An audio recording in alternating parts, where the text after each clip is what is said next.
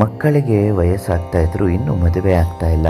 ಮದುವೆಯಲ್ಲಿ ಸಾಕಷ್ಟು ಅಡೆತಡೆಗಳು ಆಗ್ತಾ ಇದೆ. ಸಂಬಂಧ ಒದಗಿ ಬಂತು, ಇನ್ನೇನೋ ಆಗಬೇಕು ಅನ್ನೋ ಅಷ್ಟರಲ್ಲಿ ಸಂಬಂಧ ಬೇರೆ ಯಾವುದೋ ಕಾರಣಕ್ಕೆ ನಿಮ್ಮನ್ನು ಬಿಟ್ಟು ಹೋಗುವುದು. ಇದರಿಂದ ಮಾನಸಿಕವಾಗಿ ಜರ್ಜರಿತರಾದ ಕೆಲವರು ಮದುವೆಯನ್ನು ನಿರಾಕರಿಸುತ್ತಿರುತ್ತಾರೆ.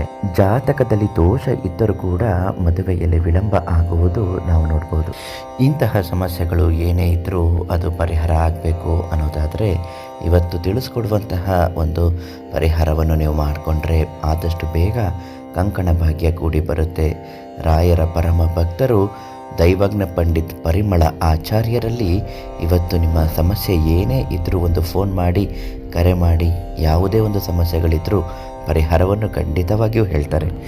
ಮದುವೆಯಲ್ಲಿ ಸಾಕಷ್ಟು ಅಡೆತಡೆಗಳಾಗ್ತಿದ್ರೆ, ವಿಳಂಬ ಆಗ್ತಿದ್ರೆ, ಒಳ್ಳೆಯ ಸಂಬಂಧ ಬಂದಿದೆ ಆದರೆ ಮದುವೆ ಮಾಡ್ಕೊಳ್ಳೋಕ್ಕೆ ಸಾಕಷ್ಟು ವಿಘ್ನಗಳಾಗ್ತಾ ಇದೆ, ಏನು ಮಾಡೋದು ಅಂತಲೇ ಗೊತ್ತಾಗ್ತಾ ಇಲ್ಲ ಗುರುಗಳೇ, ಇನ್ನು 30-35 ವರ್ಷ 40 ವರ್ಷ ಹತ್ತತ್ರ ಆಗೋಯ್ತು, ಇನ್ನು ಮದುವೆನೇ ಆಗ್ತಾ ಇಲ್ಲ ಅನ್ನುವವರು ಈ ಒಂದು ಸರಳ ತಂತ್ರ ಪರಿಮಳ ಆಚಾರ್ಯರು ತಿಳಿಸಿರುವ ಹಾಗೆ ಮಾಡಿದ್ದೆ ಆದಲ್ಲಿ ಈ ವರ್ಷ ತುಂಬುವುದರೊಳಗಾಗಿ ವೈವಾಹಿಕ ಜೀವನಕ್ಕೆ ಕಾಲಿಡ್ತೀರಿ. ಅದೇನು ಮಾಡಬೇಕು? ಬೆಳಗಿನ ಜಾವ ಬೇಗ ಎದ್ದು ಪ್ರತಿದಿನ ನೀವು ಇದನ್ನು ಮಾಡಬೇಕು. ಏನು ಮಾಡ್ತೀರಾ ಅಂತಂದರೆ, ಸುಬ್ರಹ್ಮಣ್ಯ ಸ್ವಾಮಿ ದೇವಸ್ಥಾನಕ್ಕೆ ಹೋಗಿ 9 ಪ್ರದಕ್ಷಿಣೆ ಹಾಕಿ ಸಂಕಲ್ಪವನ್ನು ಮಾಡಿಕೊಳ್ಬೇಕು. ಯಾವುದೇ ಒಂದು ಸಮಸ್ಯೆ ಇದ್ದಾಗ ಈ ದೇವಸ್ಥಾನಕ್ಕೆ ಬಂದರೆ ಕಷ್ಟಗಳು ನಿವಾರಣೆ ಆಗುತ್ತೆ. ಅದರಲ್ಲಿ ವೈವಾಹಿಕ ಜೀವನಕ್ಕೆ ಸಂಬಂಧಪಟ್ಟ, ಮದುವೆ ಜೀವನಕ್ಕೆ ಸಂಬಂಧಪಟ್ಟ ಸಮಸ್ಯೆಗಳೇನೇ ಇದ್ದರೂ ಕೂಡ ಪರಿಹಾರ ಆಗುತ್ತೆ. ದಾಂಪತ್ಯದಲ್ಲಿ ಕಾಲಿಟ್ಟಾಗಲೂ ದಾಂಪತ್ಯ ಜೀವನ ಚೆನ್ನಾಗಿಲ್ಲ ಅಂದರೂ ಸುಬ್ರಹ್ಮಣ್ಯ ಸ್ವಾಮಿ ದೇವಸ್ಥಾನಕ್ಕೆ ಬಂದು ಪೂಜೆ ಮಾಡಿಸಿದ್ರೆ ಸಾಕು, ದಾಂಪತ್ಯ ಜೀವನವೂ ಚೆನ್ನಾಗಿರುತ್ತೆ.